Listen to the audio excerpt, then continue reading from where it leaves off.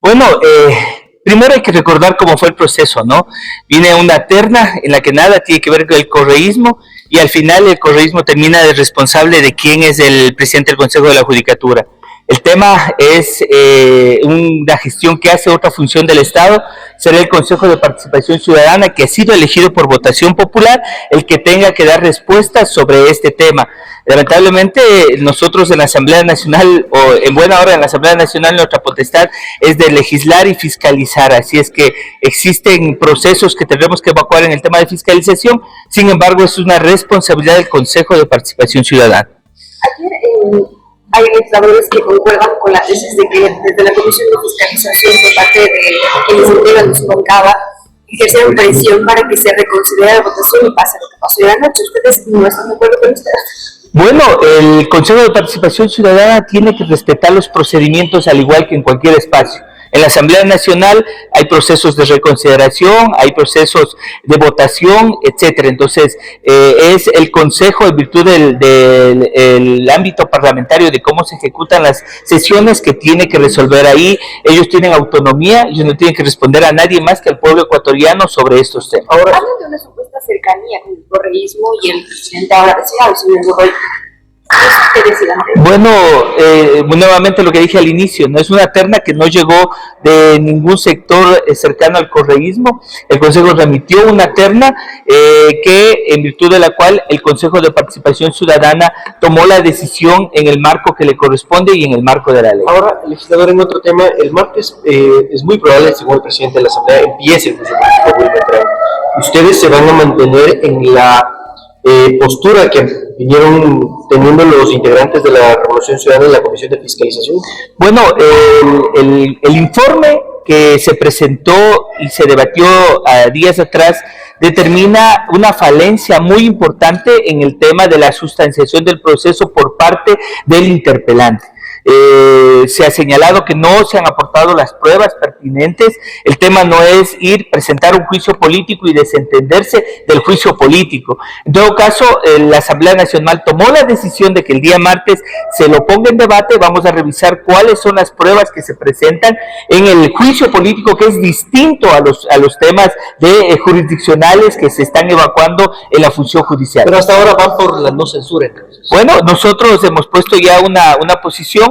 Habíamos planteado y estábamos de acuerdo con el informe que emitió la Comisión de Fiscalización. Sin embargo, vamos a ver cómo el interpelante, en el tiempo que tiene para poder hacer su exposición, sustenta las pruebas correspondientes, y de acuerdo a eso el bloque tomará una posición definitiva. ¿Es una posición de los 48 integrantes de su bancada? Así es, de los 48 asambleístas, como siempre lo hemos hecho. Pero esto no les puede generar críticas a ustedes sabiendo de la hoja de vida de Wilmer Terán.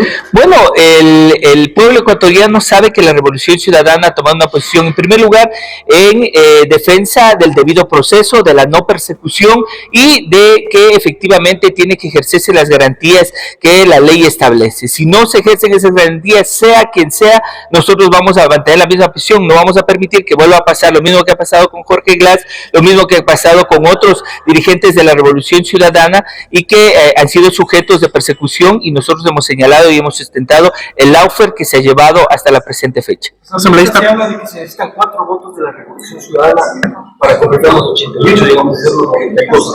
¿Se podría analizar que no va a haber restricciones en esa votación? Bueno, la Revolución Ciudadana hasta el momento ha mantenido una posición firme, siempre lo hemos hecho, y nosotros analizaremos el tema a lo interno. Estoy seguro que el bloque mantendrá una posición, como siempre lo ha hecho, coherente. ¿Cuál es su criterio en torno al veto que fue del presidente a las reformas a la seguridad social? Bueno, el presidente de la Asamblea Nacional ya se ha pronunciado, es un golpe al bolsillo de los afiliados. Todos nosotros aportamos al IES, se había planteado, y hay un elemento sustancial que es el que no siga siendo una caja chica, el IES del Ejecutivo. Sin embargo, creemos nosotros que hay que insistir en este tema, luego de un año habrá que volverlo a retomar, como lo hemos hecho en otros casos. Sin embargo, el presidente Noboa, en virtud de todas las mentiras que ha planteado hasta ahora, una más se suma, y esperemos que él le vaya a dar cuenta a los afiliados de qué va a pasar con los recursos del IES. pero Henry Jan es uno de los dirigentes de los jubilados, precisamente es quien está de acuerdo con el veto del presidente. Bueno, Henry Llanes también ha demostrado durante todo su tiempo cuál ha sido su posición, ¿no? Cercano a Andrés Páez, cercano a Lazo, etcétera. Entonces, ¿qué podemos esperar? Sin embargo, sin criticar y hacer conjeturas personales, creo que la Asamblea Nacional le dio una opción también a los jubilados en este momento para garantizar los recursos, y el presidente de la República no ha estado de acuerdo, como por ejemplo no estuvo de acuerdo con el tema de los trabajadores de la seguridad privada y que se les pague en cuentas individuales y evitar lo que está pasando hasta el momento. El día de ayer recibí la llamada de varias organizaciones, incluida la FENASPE, en donde denuncian que hay 4 y 5 meses que no se les pagan a los trabajadores de la seguridad privada, y en otros casos, en algunos que empresarios de la seguridad privada, de los dueños de las empresas, ya han recibido sus valores y no se les transfiere. Entonces, estas cosas son muy complicadas porque al final terminan golpeando el bolsillo del pueblo ecuatoriano. Bueno, lo único que demuestra es que hay fragilidad al interno del Consejo de Participación Ciudadana. El ver que unas semanas atrás hay una conducción, luego se cambia, realmente demuestra pues que el sistema democrático en el país y que este organismo en particular realmente está afectando la imagen de todos quienes somos demócratas, y el pueblo ecuatoriano que ve lamentablemente estos cambios que incluso dan a entender que hay grupos políticos que le están lamentablemente queriendo meter mano, sobre todo en esta parte sensible en la que ya se tiene que nombrar al titular del Consejo de la República. Lo que pasó en el Consejo podría desencadenar en que se abra un proceso de fiscalización acá en la Asamblea. Definitivamente que sí, porque es decir, este que es el primer poder del Estado no puede aceptar de que un día te envíen para ya posicionar prácticamente al titular y luego simplemente pues mayorías móviles hacen que se cambien las decisiones, y que incluso lo que estamos verificando es ver si los procedimientos que ellos ocuparon para poder cambiar, digamos, al titular fueron los correctos, y dependiendo de eso, qué intereses hay ocultos, dependiendo de eso iniciaremos posiblemente un proceso de fiscalización.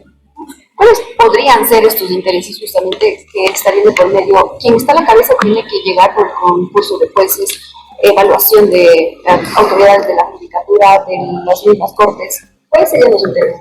Bueno, a quien se va a elegir, o prácticamente elegido ya el Consejo de Participación Ciudadana, es el titular del organismo de administración de la justicia y de las sanciones correspondientes.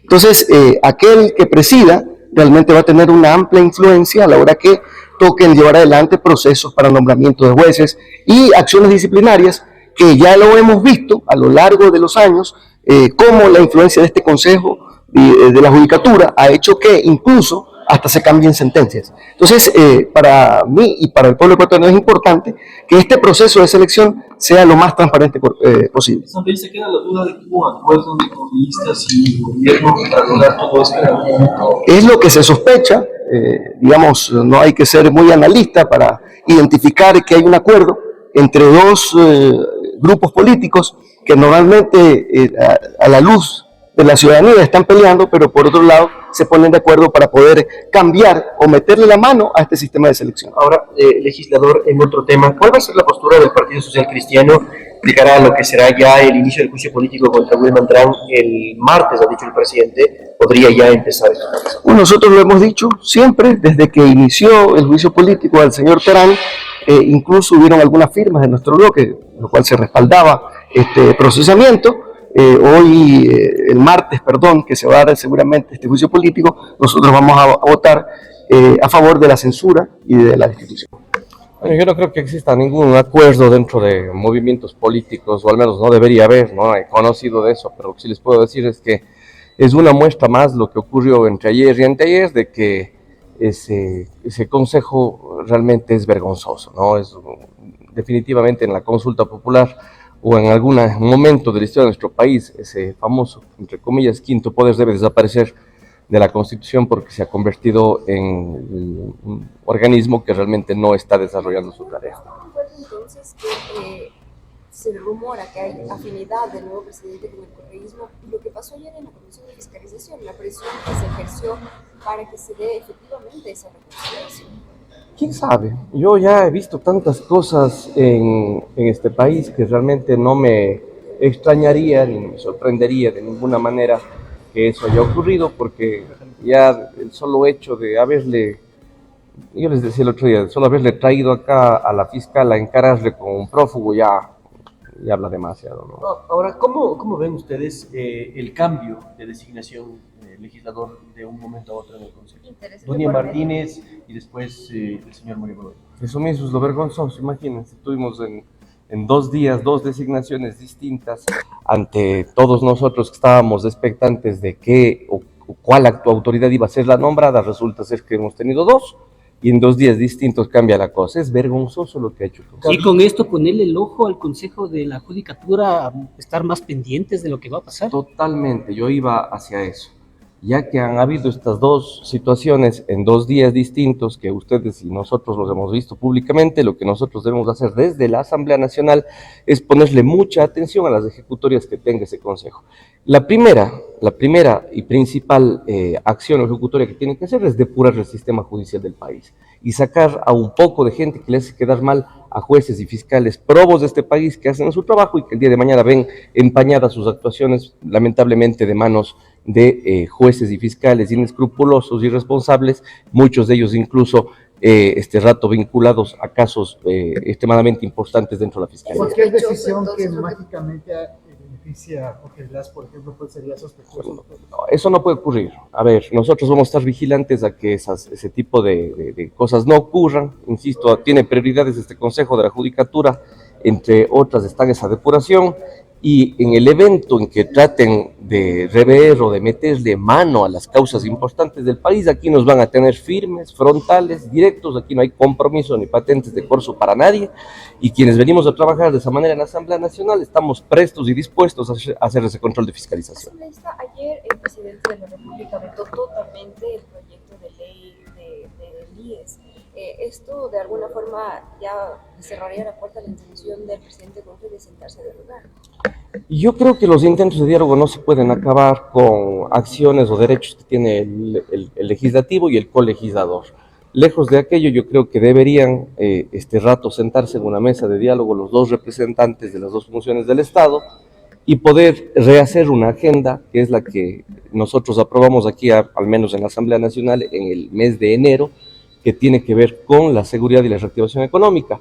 La idea de que surge este diálogo es algo que le hemos conversado con diferentes colegas de otras bancadas, además, porque me parece que sería un acto de mucha madurez política, sensatez y algo que merece el país este rato. En el Correa hemos dicho ayer vetocracia.